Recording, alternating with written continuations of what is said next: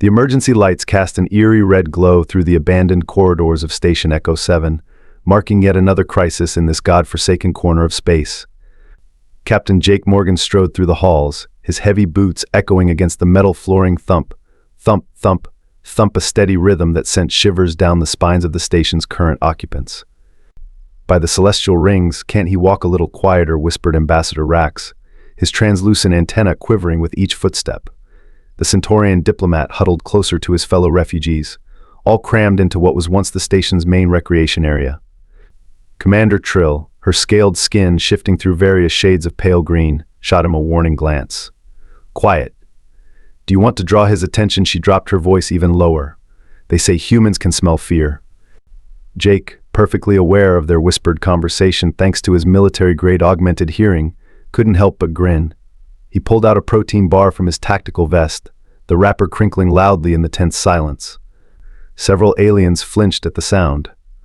"Anyone hungry?" he called out cheerfully, waving the bar. "It's cherry-flavored. Well, something approximating cherry anyway. Probably best not to think too hard about it." The assembled aliens' representatives from 12 different species who had sought refuge on this neutral station stared at him with a mix of horror and fascination. A young Proximan analyst, barely out of their larval stage, actually rolled into a defensive ball. "How," demanded Commander Trill, finally breaking the uncomfortable silence. "How can you be so casual? We're sitting in the middle of an active war zone. The Nexar Empire and the Krell Dominion could arrive any minute." Jake unwrapped his protein bar with deliberate slowness, enjoying the way the sound made everyone twitch. "Well," he drawled, taking a bite, "I figure we've got 3 options. 1, panic and die. 2, don't panic and still maybe die. 3, have a snack and see what happens. I'm partial to option 3, myself." The station's environmental controls chose that moment to kick in with a loud whirring sound. Half the room's occupants ducked for cover, while Ambassador Rax released a high-pitched squeal that would have shattered glass if the station had any left.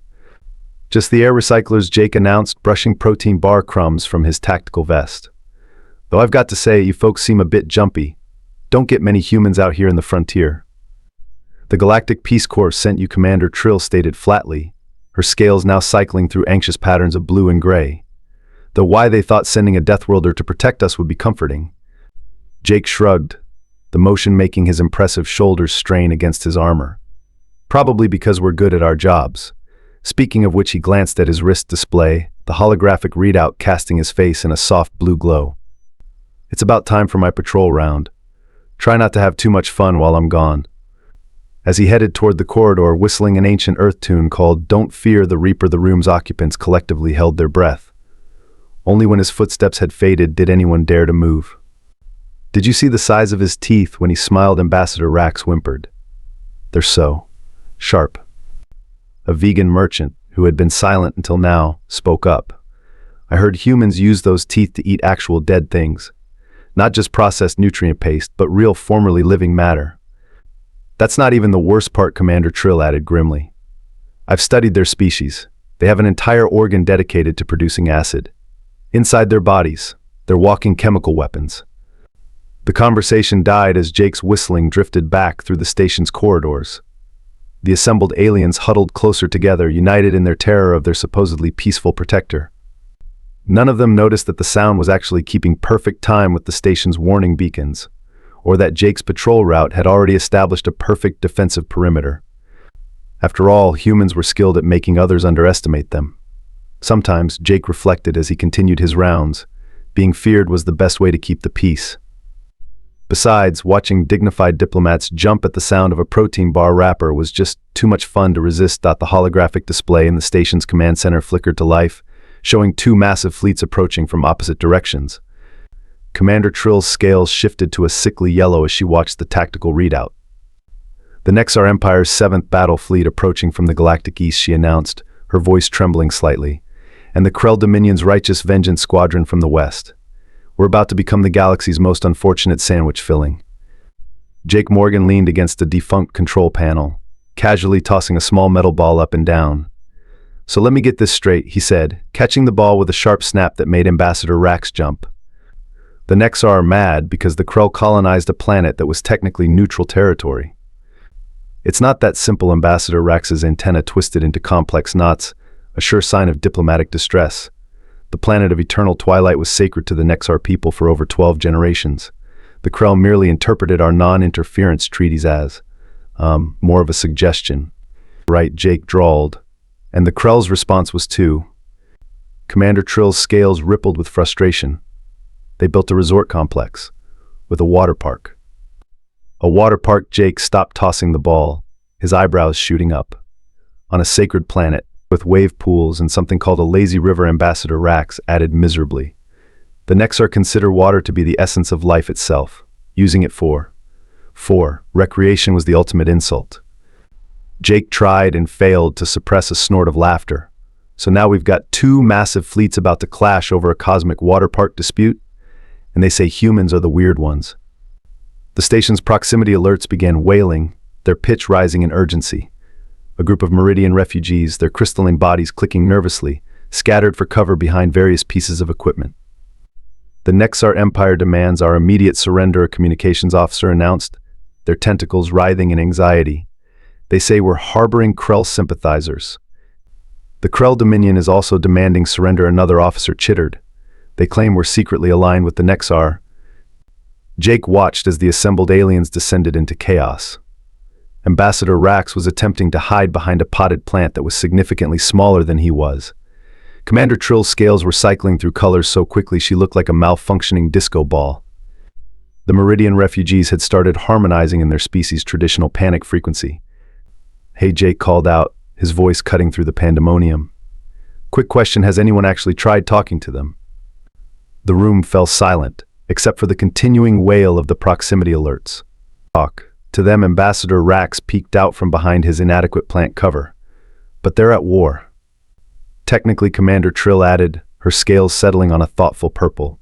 This station is neutral territory under the Galactic Peace Corps charter. Neither fleet can legally fire on us without violating at least 16 different treaties. Jake pushed himself away from the control panel, stretching lazily. So we're perfectly safe, as long as both sides respect galactic law. Oh, we're doomed, moaned Ambassador Rax, disappearing behind his plant again. The station's external cameras showed the two fleets continuing their approach. The Nexar ships gleamed like polished obsidian, their organic-looking hulls rippling with barely contained energy. The Krell vessels, by contrast, were all sharp angles and aggressive geometry, bristling with enough weapons to level a small moon. Look at the size of those cannons, whispered one of the communications officers. Those are planet crackers. And the Nexar bioships added another. They can literally digest other spacecraft. Jake walked to the main viewport, hands clasped behind his back, studying the approaching fleets. You know what this reminds me of, he said conversationally. This time back on Earth when my neighbor built a swimming pool that slightly overlapped my property line. Man, the homeowners association meetings got pretty heated. Every alien in the room stared at him in disbelief. How did you resolve it? Commander Trill asked, despite herself. Oh, we shared the pool, Jake said with a shrug. Turns out having access to a aquatic recreation facility was more fun than fighting about it. Before anyone could respond to this outrageously simplistic solution to property disputes, both fleets launched their final warning shots. The station shuddered as energy beams and plasma torpedoes exploded in space around them, creating a deadly light show. 20 minutes until they're in optimal firing range, Commander Trill announced, her scales now a solid sheet of terrified white. Wonderful, Jake said, stretching his arms above his head with an audible series of pops that made several aliens wince. That gives me just enough time for a quick nap. Wake me when the shooting starts. The entire command center watched in horror as the human casual strolled toward the exit. You're going to sleep, Ambassador Rax emerged fully from behind his plant in shock. Now, sure, Jake called over his shoulder. I find imminent death threats very relaxing. Besides, he added with a grin that showed far too many teeth, sometimes the best way to solve a problem is to sleep on it. As the door slid shut behind him, Commander Trill turned to Ambassador Rax.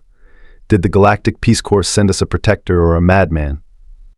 With humans, Ambassador Rax replied glumly, I'm not sure there's a difference. The station's night cycle brought no comfort to its terrified inhabitants. Artificial darkness crept through the corridors, broken only by the rhythmic flashing of emergency beacons and the occasional burst of weapons fire illuminating the viewports. Jake Morgan surveyed the main recreation area, now converted into a communal sleeping space, with an appraising eye. Aliens of various species had arranged themselves according to their particular rest requirements. The meridians had crystallized themselves into their nocturnal formation, creating a softly chiming garden of geometric shapes. The Proximate analyst had spun an anxiety cocoon in the corner, while Commander Trill lay flat on her back on a regulation sleeping pad, her scales pulsing with stress patterns even in rest mode. "Nice spot," Jake announced to no one in particular, making his way to an empty corner. He pulled off his tactical vest, wadded it up into a makeshift pillow, and stretched out on the cold metal floor. Ambassador Rax, who hadn't even attempted to rest, watched in fascination as the human made himself comfortable. "Aren't you going to, I don't know, set up defensive positions? Install proximity alarms? Create an escape strategy?" But nah, Jake yawned, showcasing his impressive collection of sharp teeth. "Already did all that during my patrol. Now it's sleepy time." But the ambassador's antennae twisted themselves into actual knots. The Nexar fleet is less than 6 hours away, and the Krell, they're even closer. Jake mumbled, already closing his eyes. "Wake me if we start exploding."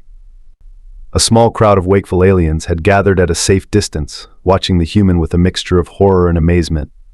Among them was Dr. Pell, the station's xenobiologist, frantically taking notes on a datapad. "Fascinating," the doctor whispered, their 6 eyes blinking in sequence. "The human enters a state of total vulnerability despite clear environmental threats.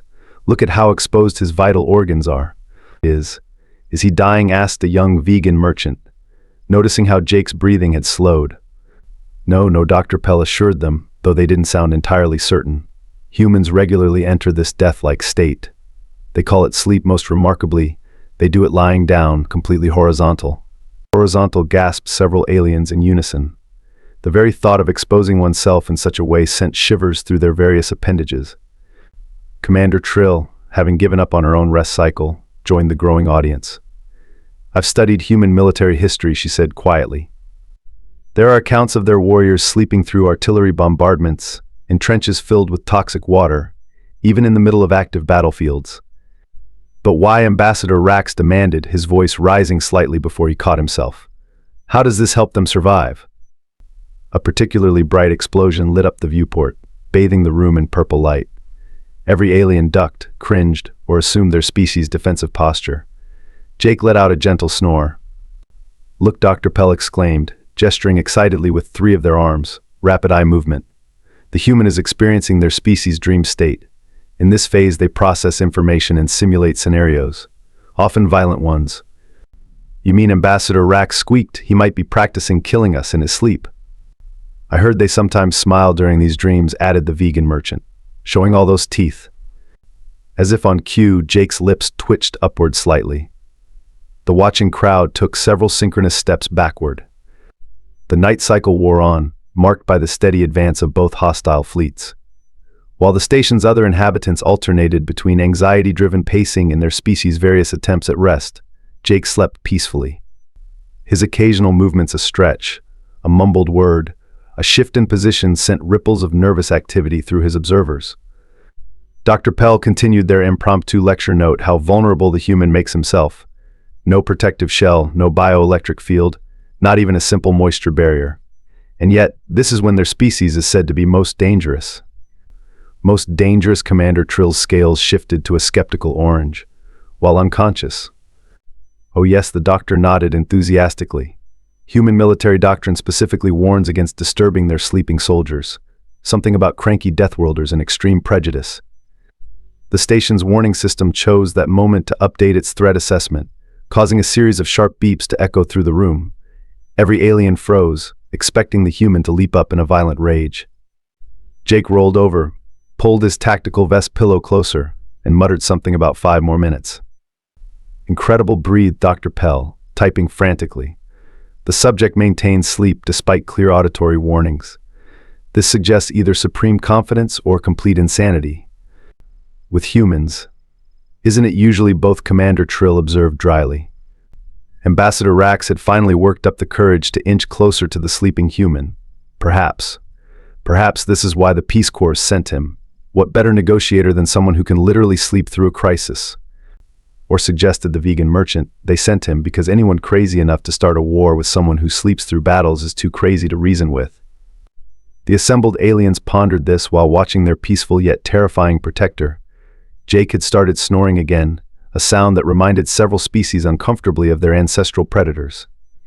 "Should we?" Ambassador Rax began hesitantly. "Should we maybe try sleeping like that? Horizontal and everything?" The suggestion was met with horrified gasps. "Don't be ridiculous," Commander Trill snapped, her scales flushing a embarrassed pink.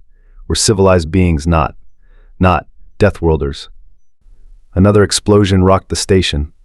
The Meridians chimed in alarm, the Proximan's anxiety cocoon vibrated, and Dr. Pell dropped their datapad. Jake rolled over, smacked his lips once, and continued sleeping. Although the commander added thoughtfully, watching the humans' complete lack of response to potential doom, maybe they have a point about the tactical advantages.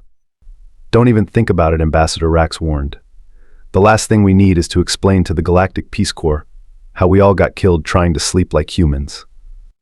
The night cycle continued its inexorable progress, marked by the steady approach of two hostile fleets, the nervous shuffling of sleepless aliens, and the peaceful snores of one incredibly relaxed human. Dr. Pell had filled 3 datapads with observations, Ambassador Rax had stress molted twice, and Commander Trill's scales had cycled through their entire color spectrum at least 4 times. And still, Jake Morgan slept on, proving that sometimes the most terrifying thing about humans wasn't their strength, their teeth, or their acid-filled stomachs, it was their absolute, inexplicable ability to find peace in chaos. The station's superstructure groaned under the gravitational stress of 2 massive battle fleets taking up attack positions. Warning klaxons blared through every corridor, their urgent wails mixing with the sound of Jake Morgan's peaceful snoring. Multiple ships launching boarding pods screamed a sensor operator, their tentacles tangled in panic. Both Nexar and Krell forces attempting simultaneous station breach. The recreation area erupted into chaos. The Meridians shattered their sleep formation, sending crystalline shards skittering across the floor. The Proximan analyst's anxiety cocoon dissolved into a puddle of stress hormones. Commander Trill's scales flashed through emergency patterns so quickly she looked like a malfunctioning disco ball. "We need to wake the human," Ambassador Rax shouted, his antenna practically tied in squares. "Someone wake him up." No one moved. "Well," the ambassador demanded, "what are you waiting for?" "You wake him up," Commander Trill shot back, her scales settling on a terrified green. "I've read the briefing papers on disturbing sleeping humans. It's not recommended." Another impact rocked the station. Emergency bulkheads slammed into place as the computer detected multiple hull breaches. Through it all, Jake continued sleeping, occasionally mumbling something that sounded suspiciously like old Earth pizza orders. The main communications array crackled to life, projecting 2 separate holograms into the center of the room. On one side stood Admiral Vex of the Nexar Empire, his bioorganic command uniform pulsing with barely contained rage. On the other, Supreme Commander Krax of the Krell Dominion glared through all 4 of his cybernetically enhanced eyes. "This station will surrender to the Nexar Empire immediately," Admiral Vex demanded, tendrils of his uniform writhing. "All Krell sympathizers will be processed according to." "The Krell Dominion claims this territory," Supreme Commander Krax interrupted. "Any resistance will be met with." Both alien leaders stopped mid-threat, distracted by an odd sound cutting through their dramatic declarations. "Snoo or?" What Admiral Vex asked, his uniform deflating slightly in confusion, "is that noise?" Commander Trill stepped forward, her scales shifting to diplomatic purple. "That would be our security consultant. From Earth." Earth's Supreme Commander Krax's cybernetic eyes widened. "You have a Deathworlder. Senar RK. PBBBBT." Jake had rolled over, releasing what humans called a snort in his sleep. Both alien commanders flinched. "Is it?" Admiral Vex paused, his uniform rippling with uncertainty. "Is it dying?" No, Dr. Pell chimed in helpfully. "This is normal human behavior during their rest cycle." "Fascinating, isn't it? Would either of you like to review my preliminary research on human sleep patterns?" The station shuddered as more boarding pods attached themselves to the hull. Warning lights flashed, alert systems screamed, and somewhere in the distance, the distinct sound of cutting torches indicated that both invasion forces were attempting to breach the station's defenses. Jake shifted slightly, pulling his tactical vest pillow closer and mumbling something about extra pepperoni. The "This is preposterous," Supreme Commander Krax declared. "We are here to wage war, to settle a grave insult to our respective cultures. How dare this human sleep through our righteous conflict?" Actually, Ambassador Rax ventured. Finding an unexpected surge of courage, the human's response raises some interesting diplomatic perspectives on the situation. Perhaps if we all just took a moment to sleep on it. Both alien commanders stared at him in horror. Another explosion rocked the station. Status displays showed multiple breaches in progress. The Nexar and Krell forces were about to pour into the station from opposite directions, inevitably leading to a firefight in the corridors. 10 seconds, until first breach called out a sensor operator. 5 seconds. 3, 2, 1. The sound of cutting torches reached their crescendo, followed by the clatter of hull plates hitting the floor. Heavy footsteps echoed from both directions, the measured march of Krell cyber troops from one end, the organic squelch of Nexar bio soldiers from the other. And then, snore. The loudest snore, yet echoed through the station's communications system, somehow amplified by the audio pickups. Both advancing forces stopped dead in their tracks. "What manner of psychological warfare is this?" demanded Admiral Vex. "It's not warfare," Commander Trill explained, her scales showing a mix of terror and amusement. "He's just really comfortable." The invasion forces cautiously approached the recreation area from opposite corridors, weapons raised. They found a scene that defied military logic, a room full of terrified aliens huddled around a sleeping human who was, by all appearances, having a very pleasant dream. "Sir, one of the Krell cyber troops reported back to Supreme Commander Krax. The human appears to be tactically unconscious." "Impossible," snapped the commander. "No species would leave themselves so vulnerable during an invasion." "Correction," a Nexar bio-soldier interjected, their uniform rippling with confusion. "According to our xenobiological database, humans regularly enter this state. They call it nap time." The two invasion forces stood awkwardly in their respective doorways, neither willing to be the first to disturb the sleeping Deathworlder. Their respective commanders watched through helmet cameras, equally fascinated and disturbed. Jake chose this moment to stretch in his sleep, his joints popping like small caliber weapons fire. Every alien in the room, including both invasion forces, took an involuntary step back. "This is unprecedented," Admiral Vex muttered. "Our tactical simulations never accounted for this." Perhaps Supreme Commander Krax suggested, his cybernetic eyes whirring as they adjusted focus, "We should postpone the invasion, just until the human completes its rest cycle." Yes, Admiral Vex agreed quickly. It would be diplomatically unsound to disturb a sleeping Deathworlder. Ambassador Rax, watching this exchange with growing amazement, suddenly understood something profound about human psychology. Or maybe he was just suffering from stress-induced enlightenment. "You know," he said carefully, "if you're both willing to wait until our security consultant wakes up naturally, maybe we could use this time to discuss the original water park dispute." Both commanders started to object, but Jake let out another thunderous snore that somehow managed to sound vaguely threatening. The objections died unspoken. "A temporary ceasefire," Supreme Commander Krax declared, "until the human achieves consciousness." Agreed, Admiral Vex's uniform pulsed with relief. "We shall withdraw our boarding parties and maintain a respectful distance." As both invasion forces carefully backed away from the recreation area, Dr. Pell continued taking notes. "Remarkable.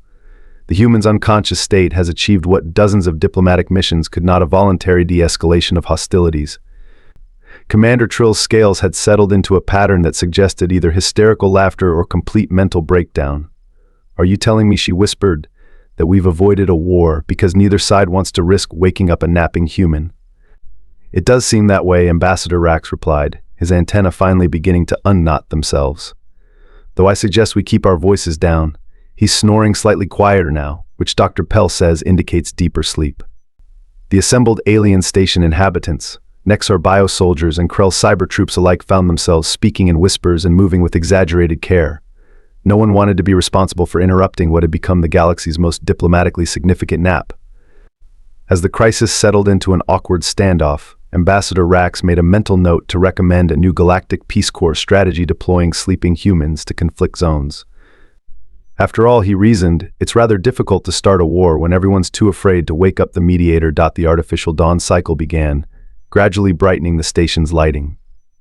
After 8 hours of tense standoff, both fleets maintaining their positions, A single sound sent ripples of anticipation through the assembled aliens. Jake Morgan yawned. Every being in the recreation area froze.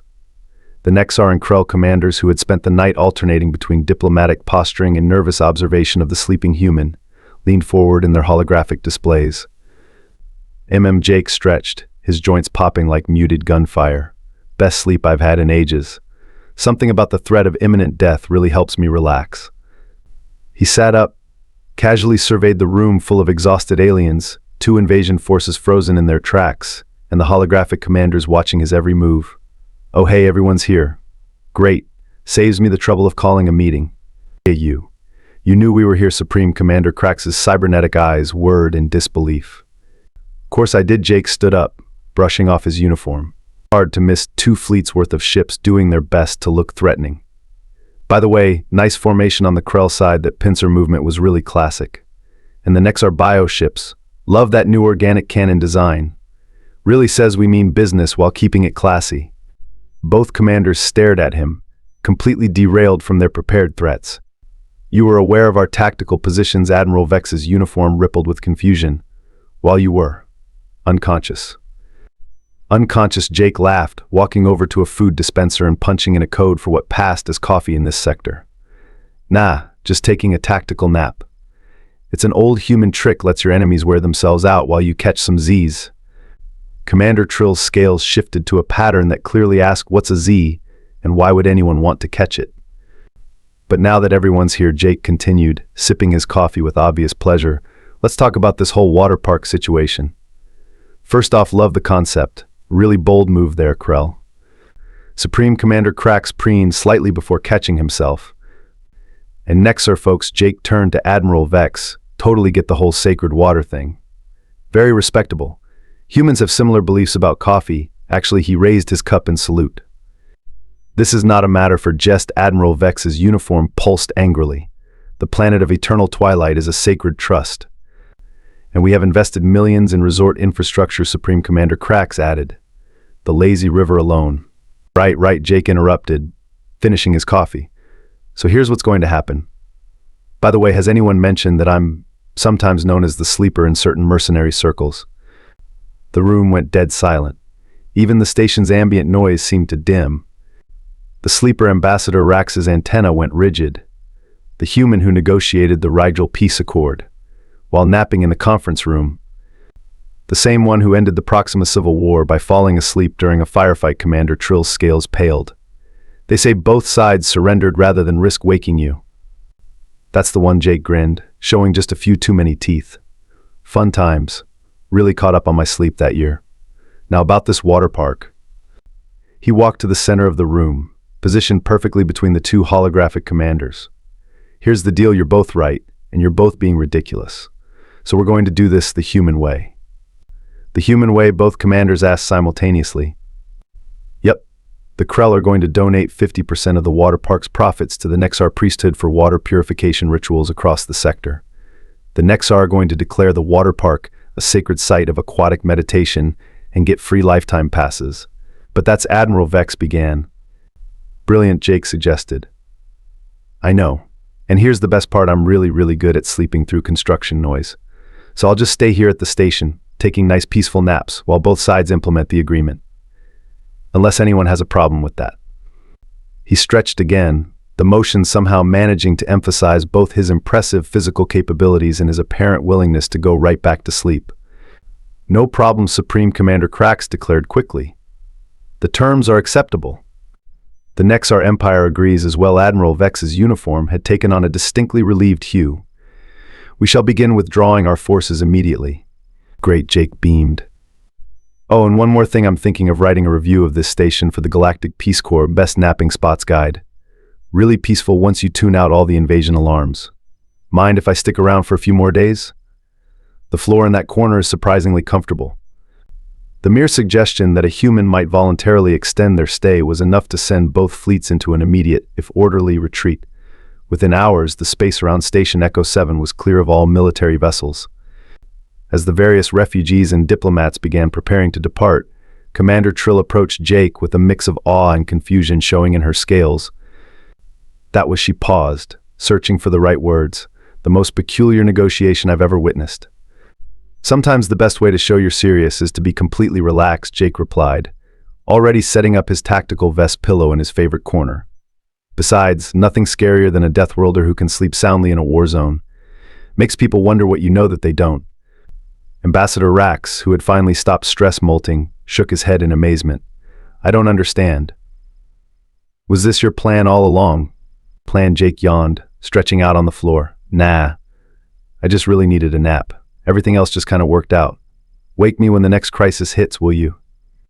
As the human drifted off to sleep, his gentle snores once again echoing through the station, Dr. Pell made one final note in their research conclusion: the true terror of humanity lies not in their strength, their resilience, or even their predatory nature. It lies in their ability to weaponize peace itself, one nap at a time. And somewhere in the newly christened sacred water park of eternal relaxation, a lazy river flowed on, carrying both Nexar priests and Krell tourists in perfect, slightly confused harmony. 6 months after the Great Water Park Crisis, Station Echo 7 had undergone a remarkable transformation. What was once an abandoned outpost on the frontier had become the galaxy's premier neutral diplomatic hub, famous for its unusually peaceful atmosphere and one particularly comfortable corner.